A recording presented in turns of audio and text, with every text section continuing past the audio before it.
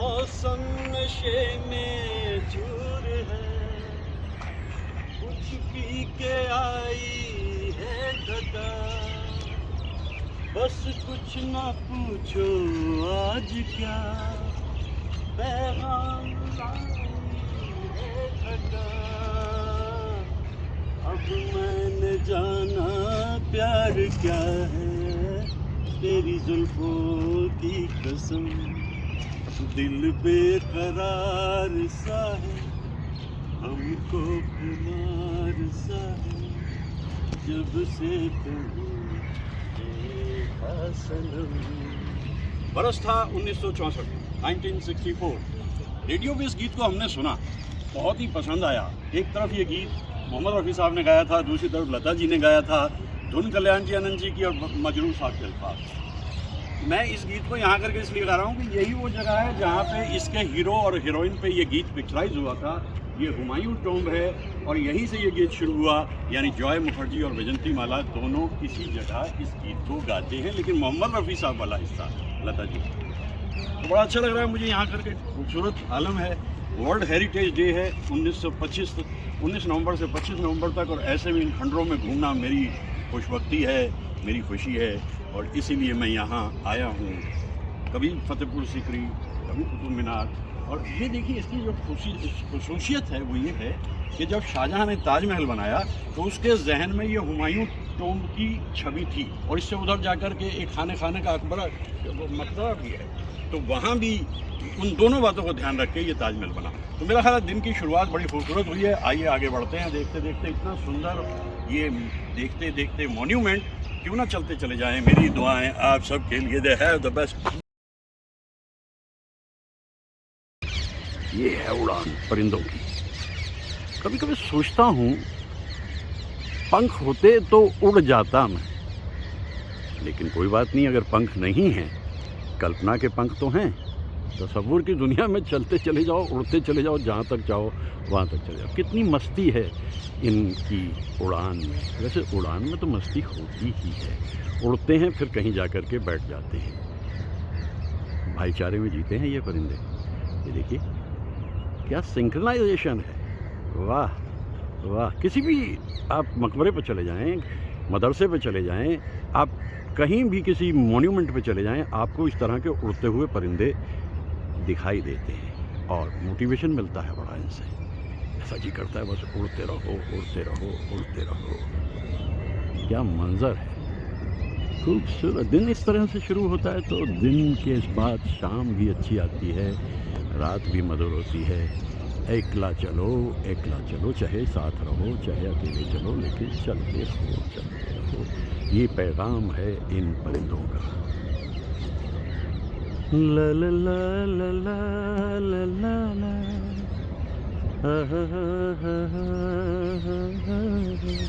रुकते नहीं हैं, थकते नहीं हैं, बैठते नहीं हैं, और बस उड़ते रहते हैं, उड़ते रहते हैं।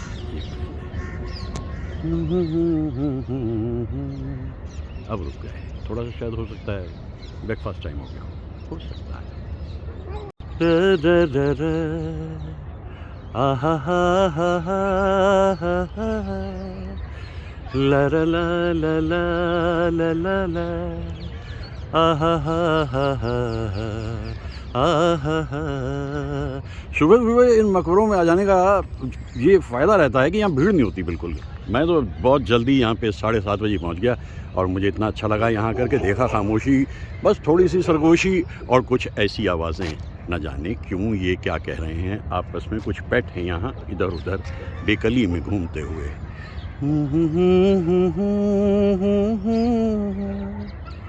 ला ला ला ला ला।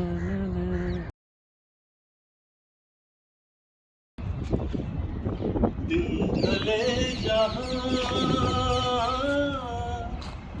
रात पास हो, जिंदगी की राह ऊंची कर चलो, याद आएगा कभी जी उदास मेरी आवाज़ ही पहचान। गर याद रहे नाम गुम जाए, चेहरा ये बदल जाए, मेरी आवाज। कितने सारे परिंदे एकदम से उड़ते उड़ते दिखाई दिए, इतने ताबिंदे। मैं इस गीत को जब गाता हूँ तो मुझे गुलजार साहब का ख्याल आता है, क्योंकि गुलजार साहब ने ये शायद इन्हीं बातों को ख्याल में रख के लिखा है कि कितनी शोहरत हासिल करो, दौलत हासिल करो, मियाँ एक दिन सब छोड़ करके उड़ जाना है, चले जाना है। और वो मुलाकात मुझे गुलजार साहब से याद आती है 29 सितंबर 2004 की 70 मिनट की बातचीत। और ऐसी खूबसूरत बातचीत। इन परिंदों की ज़िंदगी को मैं देखता हूँ तो मैं सोचता हूँ क्या जीवन है इनका भी जीने के लिए। तो नाम गुम जाएगा, चेहरा ये बदल जाएगा, मेरी आवाज़ ही पहचान है, गर याद रहे। तो मेरा ख्याल है कि ये जो उड़ान है ये इतने ही उन्मुक्त होने की ज़रूरत है अगर जीवन को सुख से जीना है। 40 वर्ष क्लास में विद्यार्थियों को पढ़ाता था तो यही बात कहता था, you have to be free from all the conditioning that you feel around, soar high in the sky, fly fly fly। जिनकी बात समझ में आई, they are flying still even after 35-40 years। और मेरे पास तो एक उड़ान के अलावा है क्या, रमता जोगी बहता पानी, दोनों की है एक कहानी। और नानक कहे तू भी ज्ञानी और मैं भी ज्ञानी, हम दोनों ज्ञानी। तो अब मेरा ख्याल है थोड़ा सा इस जगह को छोड़ें और आगे बढ़ें। Here we go। होठ पे लिए हुए दिल की बात हम जागते रहेंगे और कितनी रात हम, मुख्तसर सी बात है तुमसे प्यार है, तुम्हारा इंतजार है।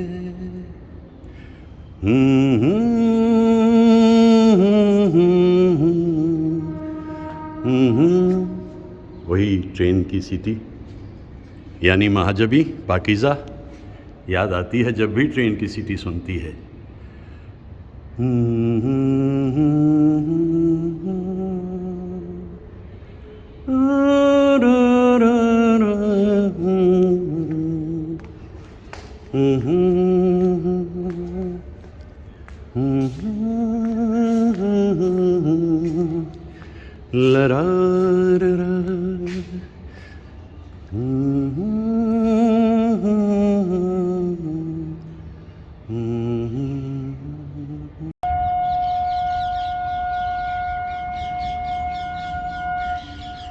गाड़ी चलने को तैयार है, लेकिन मुमकिन हो तो इन्हीं रास्तों से चलकर जो तुम आ सको तो आओ। मेरे दिल के रास्ते में कोई कहकशा नहीं है, गाड़ी तैयार है चलने को।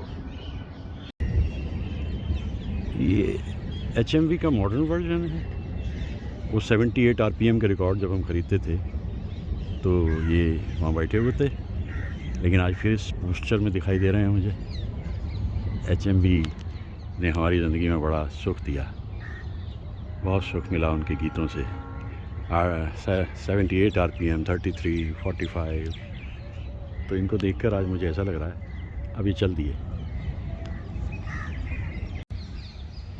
ऐसी बात नहीं है कि बादशाह नाई को यानी बार्बर को उसकी जो जगह है वो नहीं देते थे, सम्मान देते थे पूरा।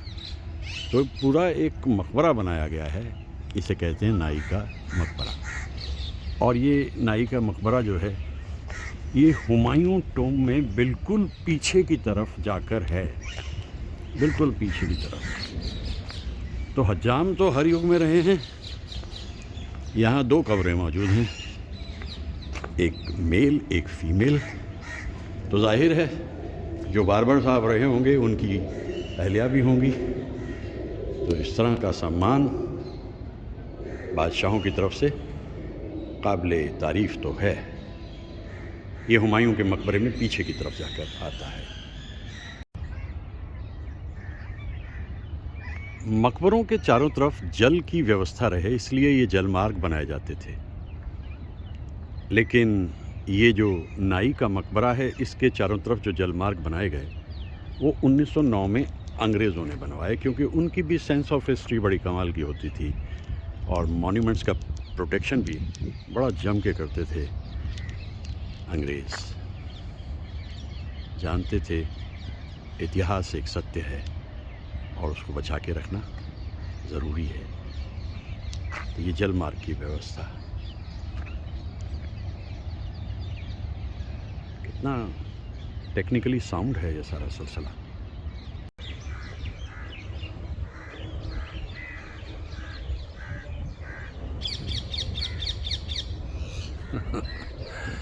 क्या संगीत है, एकदम नेचुरल।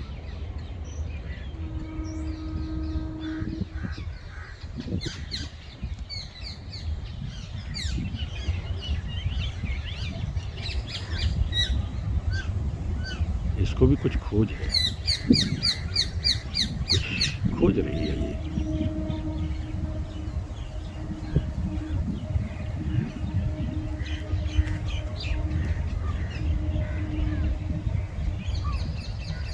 ये दुनिया अलग दुनिया है, वो दुनिया अलग दुनिया है। चॉइस आपकी है, जो लेनी हो लीजिए। नीला आसमान दिल्ली में कब कब ऐसा दिखता है। बहुत सुना था कि धुंध है, कोहरा है, स्मॉग है, लेकिन किस्मत अच्छी है कि दिल्ली में धूप मिल रही है, पूरी गुनगुनी धूप। आने वाली सर्दियों का संदेशा देती हुई, और ये संगीत मधुर। मिट्ठू मियाँ बहुत तेज़ है भाई, ये मिट्ठू मियाँ बहुत चुस्त हैं। दिखते नहीं हैं लेकिन ये हैं शायद, हाँ ये बैठे हैं मिट्ठू मियाँ। उड़ते रहते हैं, चलते रहते हैं, लेकिन मधुर गीत गाते हैं। यहाँ खामोशी में संगीत गूंज रहा है। कलरव इंचरा।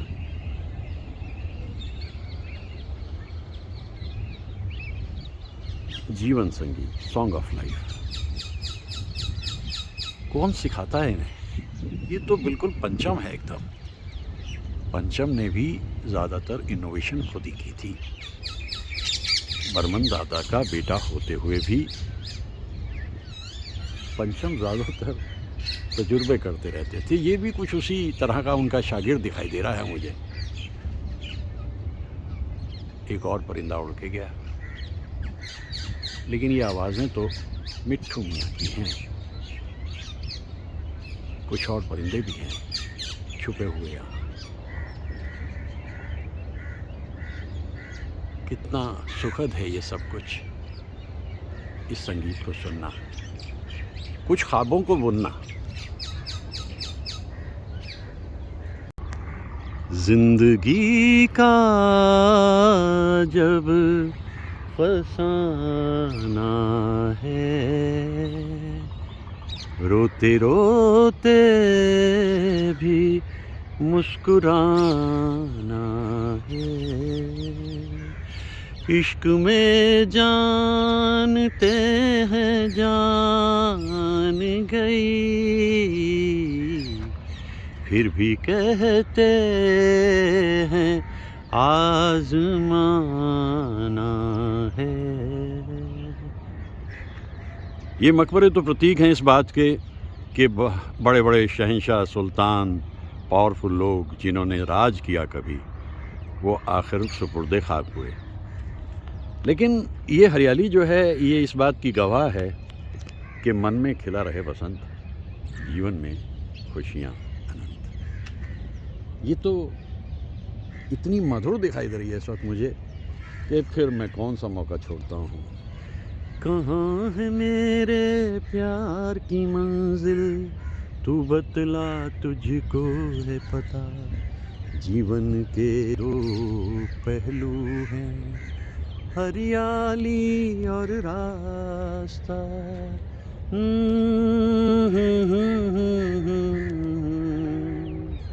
ला रा रा रा रा रा। क्या शान रही होगी इन लोगों की। और फिर सब कुछ बदल जाता है, आदमी ठीक से देख पाता नहीं और पर्दे पे मंजर बदल जाता है। ये हुमायूं टॉम्ब है।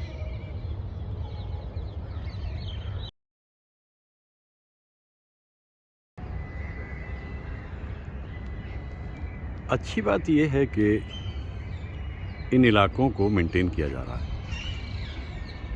कितना स्पेस है।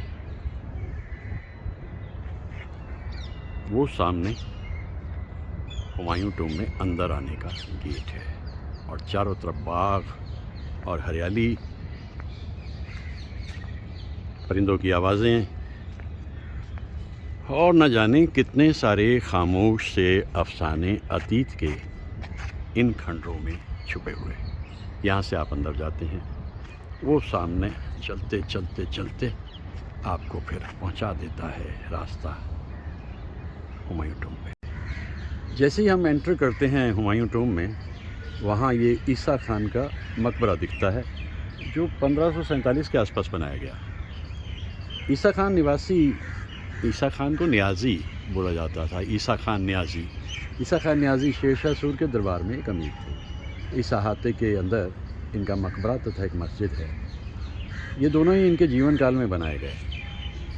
ये अष्टकोणीय मकबरा जो हुमायूं के मकबरे से केवल 20 वर्ष पूर्व का है, छतरियों, चमकदार टाइलों, जालीदार जातियों से सजाया गया है। अहाते के पश्चिम तरफ 3 कक्ष चौड़ी मस्जिद में एक विशाल लाल पत्थर का केंद्रीय दरवाज़ा है। 20वीं शताब्दी के प्रारंभ तक इस अहाते में पूरा गांव आबाद था। अब आप सोचिए क्या आर्किटेक्चर था, पूरा गांव इसके अंदर मौजूद था और ये बहुत ही खूबसूरत दिखाई दे रहा है आर्टिस्टिकली एंड एस्थेटिकली। ईसा खान का टॉम्ब।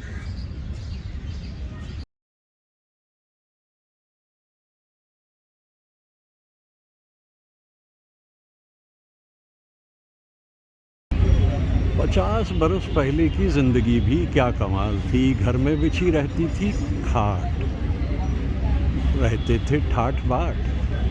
भाई अगर अब आपको वो हाट ढूंढनी है तो आइए दिल्ली हाट, उसका बदला हुआ रूप आपको यहाँ पे मिलेगा।